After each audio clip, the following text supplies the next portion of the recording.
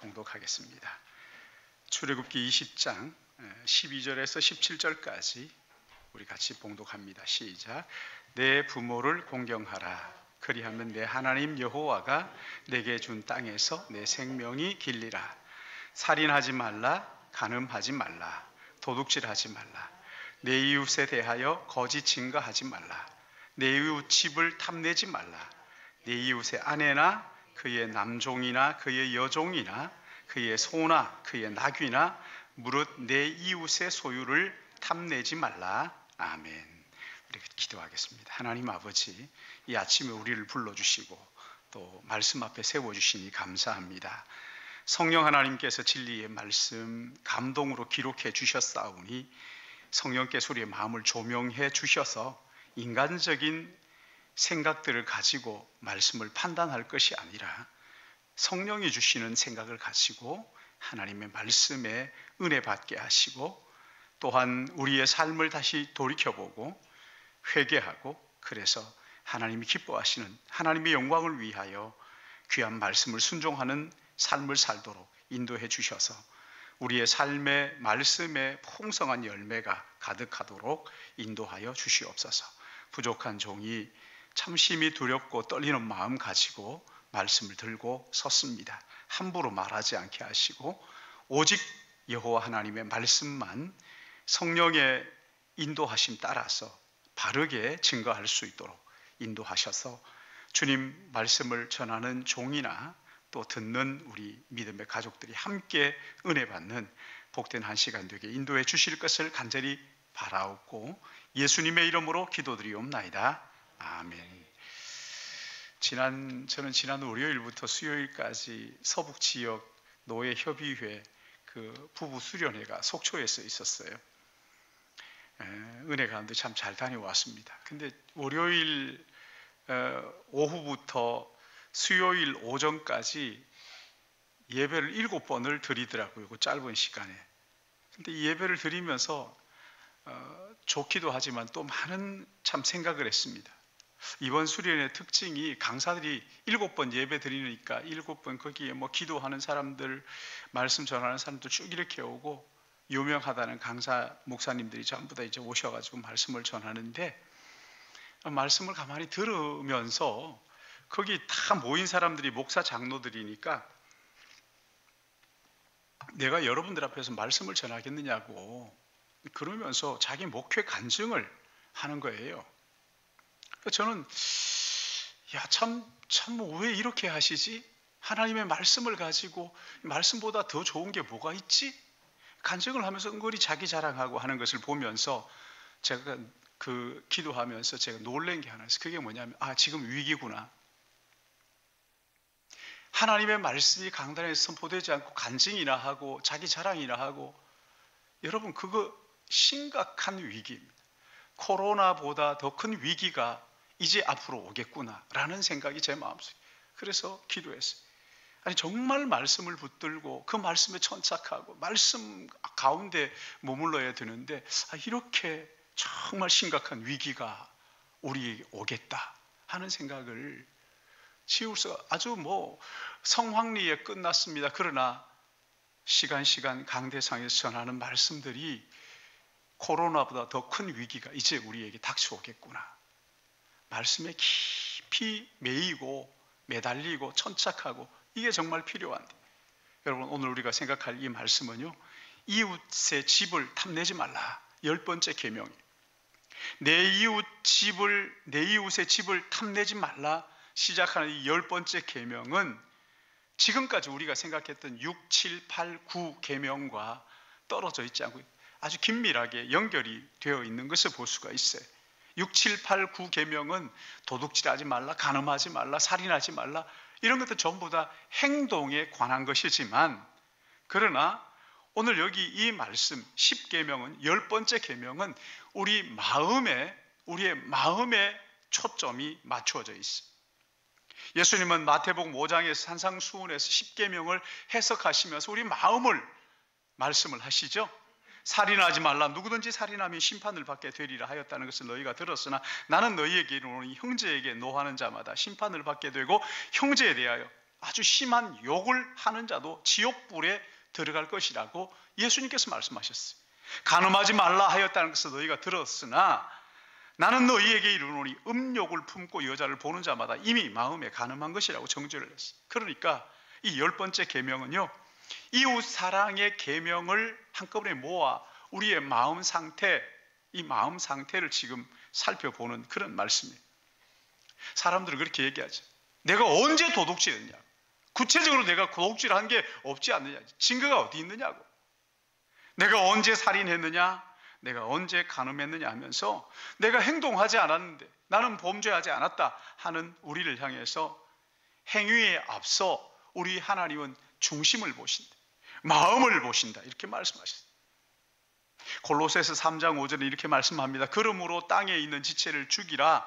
곧 음란과 부정과 사욕과 악한 정욕과 탐심이니 탐심은 우상 숭배니라. 탐심, 우상 숭배. 우리가 탐심의 마음이 무너지면 모든 것이 다 무너진다. 그렇게 말씀하시는 거예요. 여러분, 다윗 한번 보세요. 우리아의 아내가 목욕하는 것을 보고 탐심이 생깁니다. 마음이 거기에 무너졌어요.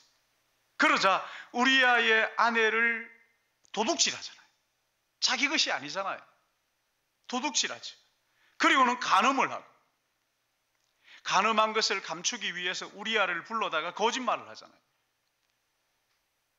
그게 뜻대로 되지 않자 전쟁터에 내보내면서 앞장 세워가지고 죽이도록 하라고 살인을 하잖아요. 그러니까 탐심, 여러분 이것은요, 도둑질과 간음과 거짓말과 살인을 불러와서 이웃과의 관계를 다 깨뜨리는, 이웃 사랑을 하지 못하도록 관계를 다 깨뜨리는 그런, 우리 안에 여러분 이런 무서운 탐심이 내 안에 있다 하는 것을 깨닫지 못하면 하나님의 은혜가 뭔지를 모르는 거예요. 여러분, 지금 우리가 사는 이 시대 보십시오. 끝없이 소비를 조장하고 부추기는 그런 물질 만능주의 시대를 지금 우리가 살고 있잖아요. 교회조차도 마찬가지입니다. 교회조차도 세속주의에 물들어가지고 기복신앙, 이걸 부추깁니다. 막 부추겨. 그리고 이게 기복신앙이 당연한 것처럼 그렇게 가르치고 있어요. 눈에 보이는 이것이 전부인 것처럼 건강이 최고다는 둥, 아니면 없는 것보다 뭐 가지는 게 낫다는 둥 하면서 그렇게 부추기고 있어요. 여러분, 우리 기도를 가만히 한번 분석해 보세요. 이게 진짜 하나님 앞에서 하는 기도인가, 아니면 어느 신 앞에 갖다 놔도 참 손색이 없는 그런 기도인가? 여러분, 기도를요 적어가지고 한번 분석해 보시라고. 이게 진짜 하나님 앞에 드리는 기도가 맞나? 정말 진실한 마음으로 한번 그 기도를 살펴보시라고. 마치 우리가 이 모든 것을 누릴 수 있는 자격이 있는 것처럼 그렇게 이 세상은 우리를 부추깁니다. 우리 안에 있는 죄로 인하여 그 허영심, 이 허영심을 끝없이 부추기면서 탐욕과 탐심을 합리화시키고 있어요. 이웃이 가지고 있는 물건의 탐심을 가지고 기회만 되면 내가 빼앗으리라.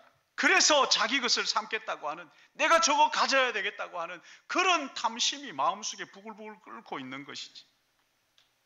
여러분, 이것을 성경은 탐심이다 이렇게 정죄를 하고 있어요.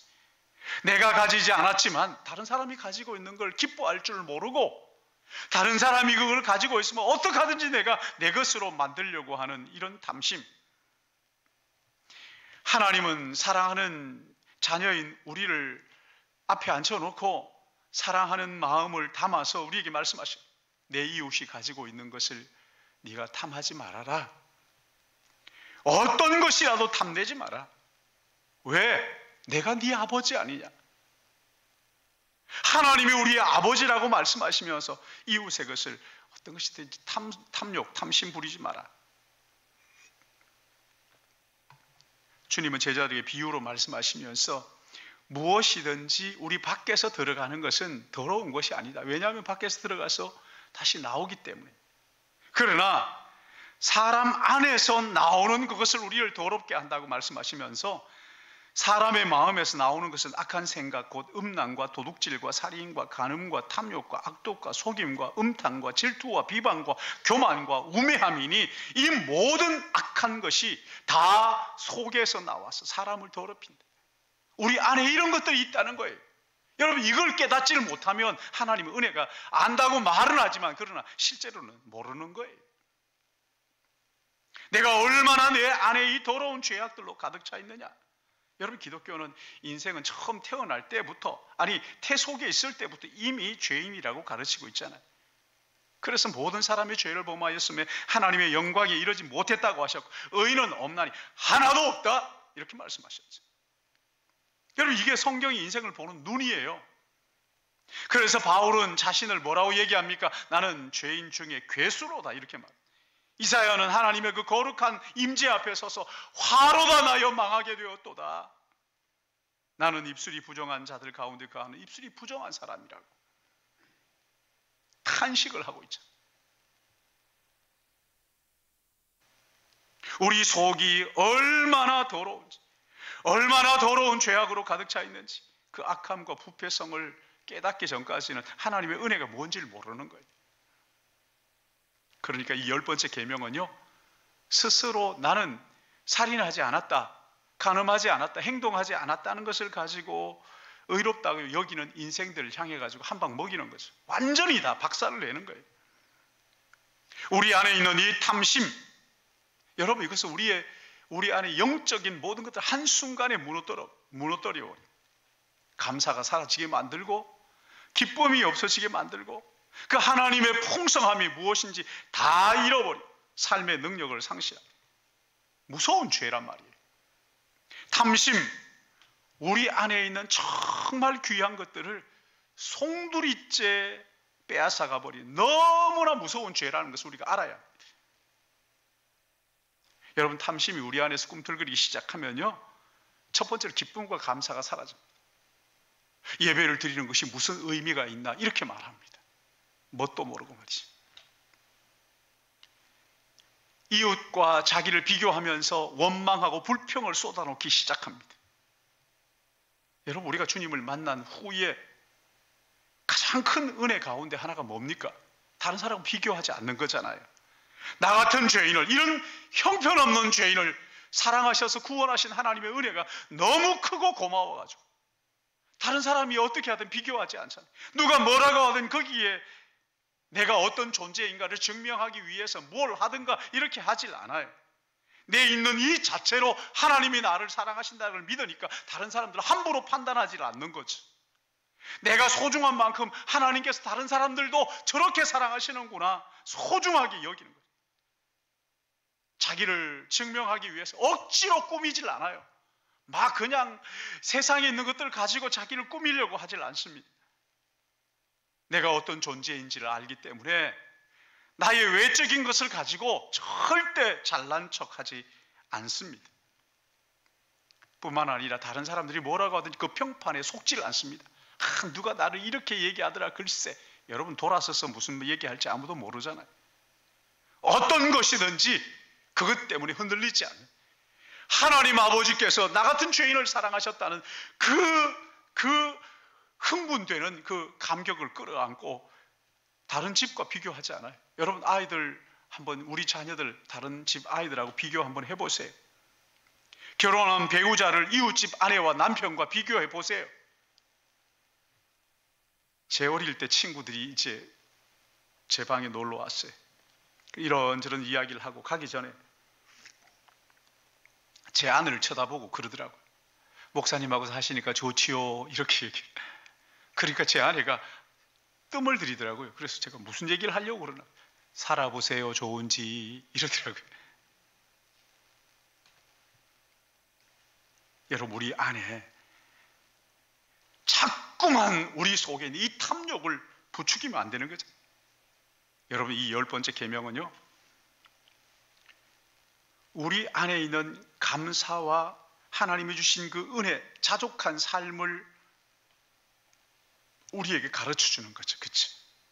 빌립보 4장 11절 말씀을 보시면 바울이 어떤 형편에 있든지 자족하기를 배웠다 이렇게 말하면서 나는 비천에 처할 줄도 알고 풍부에 처할 줄도 알아. 모든 일 곧 배부름과 배고픔과 풍부와 궁핍에도 처할 줄 아는 일체의 비결을 배웠노라. 그리고 그 다음에 뭐라고 말씀하시면 내게 능력 주시는 자 안에서 내가 모든 것을 할 수 있다. 어떤 형편에 처하든지 나는 자족하기를 배웠다. 자족하는 거 배워야 됩니다. 저절로 되는 게 아닙니다. 절대로. 우리는요, 탐욕 부리는 건 저절로 됩니다. 왜? 우리 속에 탐욕이 있기 때문에. 근데 이 자족하는 것은 일체의 비결을 배웠다. 여러분, 배우는 거 쉬운 게 아닙니다. 기타 배우는데 하루 띵땅 한다고 해서 기타를 막 치고 이런 거 없잖아요. 하나도 몰라요. 많은 시간이 필요한 거예요. 많은 시간이 어떠한 형편에 있든지 이 자족하기를 배우라. 디모데전서 6장 6절에도 보시면 자족하는 마음이 있으면 경건에 큰 이익이 된다 이렇게 말씀하시면서 우리가 세상에 아무것도 가지고 온 것이 없으며 또한 아무것도 가지고 가지 못하리라. 우리가 먹을 것과 입을 것이 있은즉 족한 줄 알 것입니다. 부하려 하는 자들은 시험과 올무와 여러 가지 어리석고 해로운 욕심에 떨어지나니 곧 사람으로 파멸과 멸망에 빠지게 하는 것이니라. 돈을 사랑하며 일만하게 뿌리가 되나니 이것을 탐내는 자들은 미혹을 받아 믿음에서 떠나 많은 근심으로 자기를 찔렀도다. 돈을 사랑. 여러분, 성경이 이렇게 명백하게 말씀하신다. 돈이 전부인 것처럼 하는 이 모든 것은 악의 뿌리가 된다 이렇게 말씀을 하시잖아요. 세상은 자족하고 감사하기를 가르치기보다 뭔가 탐욕을 자꾸만 부추겨가지고 하나라도 더 가지고 더 쌓아놓고 더 많이 가져야 된다고 우리를 부추기고 있잖아요. 더 넓은 집, 더 좋은 차, 더 많은 돈 쌓아놓고 쌓아놓으라. 록펠러가 유명한 이야기를 하잖아요. 기자가 가서 묻습니다. 당신 이렇게 부자인데 얼마나 더 벌기를 원합니까? 조금만 더. 여러분, 우리 안에 있는 욕망은요, 채워지지 않습니다. 세상이 교회를 향해서 손가락질을 하는 이유가 뭡니까? 성도들이 성경 말씀, 이렇게 명백한 말씀대로 살지 않는다는 거거든요. 세상은요, 우리가 성경이 가르치는 그것을 곧이곧대로 믿고 그렇게 사는 그리스도인들을 기대하는데 그렇지를 못하다는 거예요. 자기들하고 너무 똑같까? 아니, 자기보다 훨씬 더 지독하더라는 거죠. 탐심에 대해서 이렇게 명백하게 말씀하시는데도 기독교가 자본주의나 너무 쉽게 짝을 하고 거짓된 복음으로 탐욕을 따라 사는 것이 마치 복인 것처럼 그렇게 하니까 교회가 진짜 능력과 이 권능이 뭔지 다 잃어버린 거예요. 성경의 가르침을 따라서 주님이 주시는 것으로 자족할 줄 알고 만족할 줄 알아야 하는데 우리의 삶의 모자람, 결핍 이런 것들이 얼마나 우리의 삶에 심오한 하나님의 뜻을 깨닫게 하는지를 아는 지혜가 우리에게 필요하단 말이에요. 여러분, 자족이라는 것이요, 그래서 나는 오늘부터 말씀을 듣고 자족하며 살아야 되겠다 결심한다고 되는 것은 아닙니다. 이것은 믿음이 만들어내는 열매, 신앙의 뿌리가 깊이 내려있지 않으면 맺을 수 없는 열매란 말이에요. 세상은 탐심을 죄라고 정죄하지 않아요. 오히려 적당한 탐심이 있어야 성장하는 것처럼 그렇게 합리화합니다. 성경은 어디에도 그렇게 하지 않아요. 하나님 앞에 중심을 들인 우리들은요, 탐심이 죄라고 정죄하신 말씀을 따라서 그 말씀대로 믿는 것이지, 자족하고 감사하는 것, 여러분, 이것은 피상적인 게 아닙니다. 한숨 푹 쉬면서 아이고 자족해야지 감사합니다 이러는 게 아니란 말이에요. 믿음이 깊이 뿌린 나무에서 맺히는 열매, 이게 자족과 감사입니다. 하나님께서 우리의 필요를 따라 온전히 채우시는 아버지라는 것을 확신하고 믿는 믿음에서 어떤 환경 속에서도 하나님은 가장 좋은 것을 우리에게 주신다는 이 확신 속에서 나오는 믿음의 열매라는 거예요. 남들과 비교하면서 내가 낫다, 우월하다, 여러분, 여기에서 오는 자족 감사 아니에요. 하나님의 선하심을 믿는 믿음이 만들어내는 열매. 우리 아버지가 얼마나 나를 사랑하시는데 하는 그 확신 속에서 나오는 열매. 이게 자족과 감사라는 거예요. 우리가 이 땅을 사는 동안에 여러분 얼마나 많은 질고가 있어요. 얼마나 많은 고난이 있고 고통이 있고, 그치? 말로 다 알 수 없는 어려움들이 있잖아요. 그러나 그런 중에도 신실하신 하나님 아버지는 나의 그 고난 가운데도, 고난 속에서 나를 보석처럼 빛나게 빚어주실 것이라는 믿는 믿음, 이 믿음의 뿌리에서 맺히는 열매가 자족이고 감사라는 거예요. 여러분, 우리는 살아보면서 알잖아요. 성공이 주는 것보다 실패함으로써 얻는 것이 더 많다는 것을 여러분 다 아시잖아요. 그렇죠? 형통하기만 한 사람들 인생이 얼마나 얄팍하고, 고난당하는 사람들 이해하지 못하잖아요. 그러나 고난을 통과하면서 우리를 얼마나 고상한 사람, 다른 고난 당하는 사람들을 위로하고 인생이 뭔지를 알게 하고 하나님 아버지의 그 신실하심이 어떠함을 알게 하고, 그래서 자족하도록 하는. 여러분, 오늘 교회와 성도들이 이 탐심에 휘둘려 가지고요, 이런 가치 있는 거 다 잊어버렸어요. 고난은 나쁜 걸로 생각합니다. 실패라고 생각합니다. 고난을 통해서 주시는 정말 가치 있는 것들 다 잃어버립니다. 그리고는 자본주의가 주는 이 물질 만능주의 얄팍함에 빠져 있지 않는지 우리 자신을 살펴봐야 돼요. 살펴봐야 됩니다. 어려서부터 돈이 전부라 그렇게 가르치고 그렇게 배우는, 그래서 심지어 예수 믿는다는 부모도 돈이 전부라, 돈을 많이 벌면 잘 사는 것처럼 그렇게 여러분 울어야지.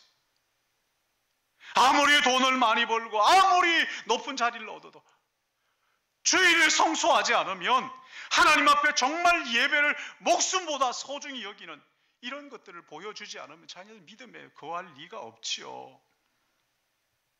하나님과의 관계가 깨지면 어떤 좋은 세상에 좋은 것이라도 그것은 아무것도 아니라고 포기할 줄 알고 내려놓을 줄 아는 그런 믿음을 자녀들에게 보여줘야 돼요. 우리가 보여줘야 돼요. 누가 보여줍니까? 근데 부모가 돈을 더 밝혀요. 돈밖에 몰라요. 헌금하면서 벌벌벌벌 떨어요. 여러분, 그런 부모 밑에서 어떤 자녀가 나오겠느냐, 어떤 믿음이 바로 서겠느냐 말이에요. 우리가 붙잡아 줘야죠. 친구들을 사랑하고 배려하고 친구를 위해서 희생할 줄도 알아야 되는데, 그렇게 키우기보다는 친구들을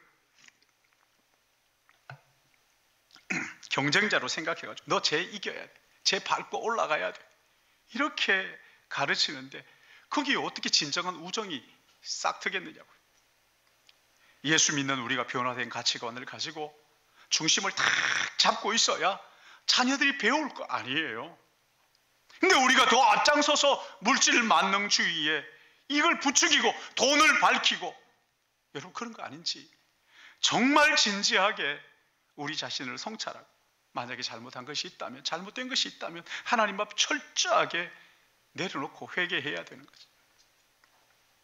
우리의 인생에 있는 상실, 모자람, 부족함, 이런 속에도 믿음이 만들어내는 자족과 감사, 참 이런 게 있잖아요.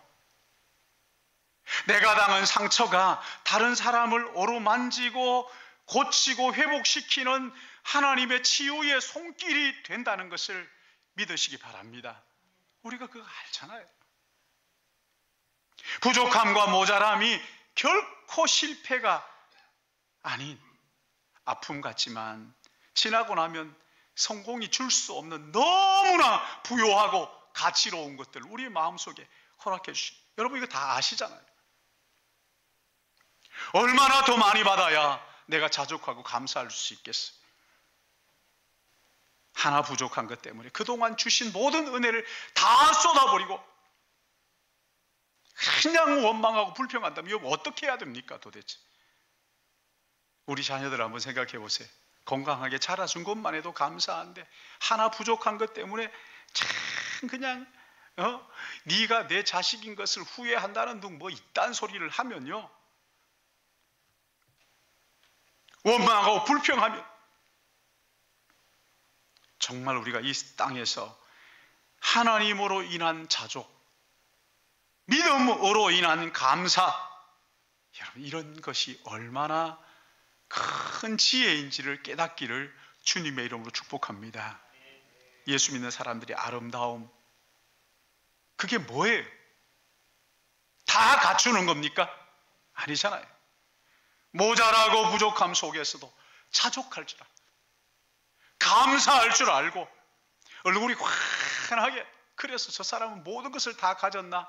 부족한 투성이에요. 모자람 투성이에요. 그러나 그 가운데서도 하나님 앞에 감사, 찡찡거리고 울고 원망하고 불평하고, 나는 왜 이 모양이냐고, 내 가진 게 없다고, 나는 어렵다고, 어려움 속에서 주시는 하나님의 그 자족함, 바울이 그거 배웠다는 거예요. 여러분 한번 생각해 보세요. 우리의 인생에 부족한 것보다 넘치는 게 훨씬 더 많음에도 불구하고 왜 자꾸 그 부족한 것만 바라보느냐고요. 부족한 것만 바라보는 순간 하나님이 주신 그 은혜를 다 쏟아버리고 원망하고 불평하는 거죠. 그러니까 이 탐욕이, 탐심이 우리를 주장하지 못하도록 어떤 고난 속에서도 자족할 줄 알고 감사할 줄 알아야 되는 것이죠. 여러분, 세상이 명예롭게 생각하고 세상이 가치롭게 생각하는 것들 하나님 앞에 서면요, 아무짝에 쓸모없는 것들이에요. 다 아무 소용이 없어요. 다만 밖에 밟히는 것뿐이에요. 그러니까 세상이 뭐라고 하든지 하나님을 믿고 신뢰하기 때문에 나는 자족할 줄 알고 감사할 줄 알고 얼굴이 환하게, 아무것도 없는 것 같으나 모든 것을 가진 자,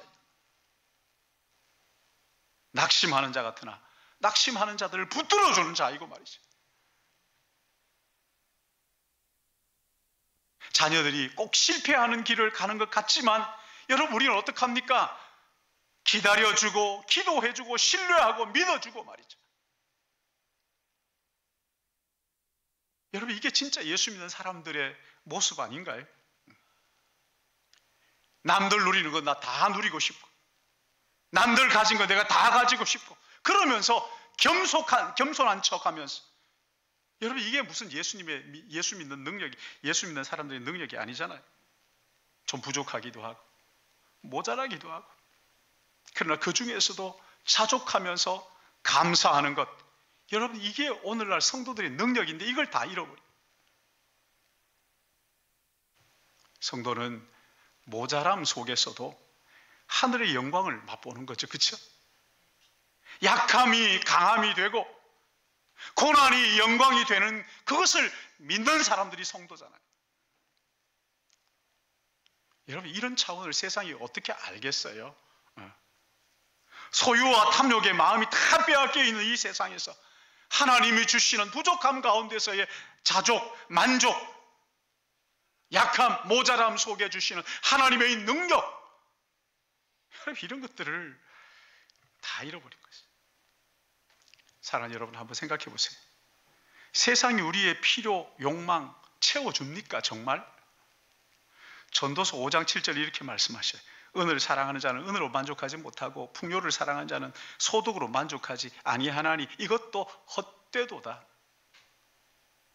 여러분, 이런 것들이 우리를 만족하지 못해요. 우리 속에 있는 이 탐심을 채우지를 못한다는 거예요.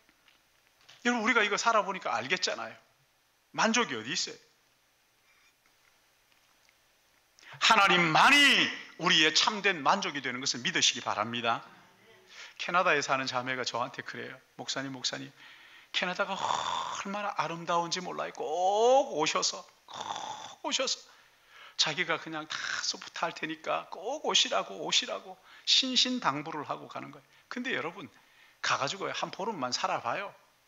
에? 빨리 집에 가서 라면에 김치 생각 안 나나요? 생각나잖아요. 아무리 좋은 곳을 가도요, 거기에서 며칠 지나고 나면 빨리 집에 가고 싶다, 이런 생각이 드는 거예요. 욕망을 따라 사는 것은요, 파랑새를 잡는 것과 똑같은 거예요. 잠깐 지나가는 기쁨이에요. 만족하게 하지를 못해요. 갈증만 일으키는 거예요. 여러분, 세상이 주는 기쁨이 없는 것 아니지만 이것은 잠깐 지나가는 거예요. 그러니까 전부가 아니라는 거예요. 탐욕과 탐심, 채워지지 않는 것을 알면서도 세상이 그것을 부추기니까 거기에 따라가는 거죠. 진짜 중요한 자족, 감사 이런 거 다 잃어버리고 말이지. 그냥 원망하고 불평하고 내가 못 가졌다. 여러분, 배우자가 얼마나 중요합니까? 그렇죠? 이런 거 다 잃어버립니다. 잊어버립니다. 얼마나 하나님의 은혜, 자녀가 얼마나 하나님 은혜예요. 없는 사람도 있는데, 그렇지 않습니까? 하나님 내게 자녀를 주신 게 여러분 선택했나요? 아니잖아요. 하나님이 주신 선물이잖아요. 직장과 가정, 하나님께서 내게 주신 너무나 귀한 선물이잖아요. 감사할 줄 모르고, 자족할 줄 모르고 말이죠. 만족할 줄 모르고 말이죠. 땀 흘려 부지런히 일하고 하나님이 주신 것으로 이웃을 사랑하고 섬기고 흘려보내는, 여러분 이 기쁨 아시느냐고요. 우리는 거룩한 낭비라 그러잖아요. 소비와 탐심을 자꾸 부추기는 이 세상에서 내가 가진 것을 거룩한 낭비, 이웃을 위해서 흘려보낼 줄 아는, 여러분 이 기쁨이 무엇인지 세상이 어떻게 알겠어요? 예수 믿는 사람들이 아는 거거든요. 근데 예수 믿는 사람들조차도 이 세상의 탐욕과 소비와 여기에 부추김에 빠져가지고는 이런 걸 전혀 모르고 원망하고 불평만 해대는 거죠. 여러분, 우리가 가지고 있는 이것 가지고 미래가 담보되는 것이 아닙니다.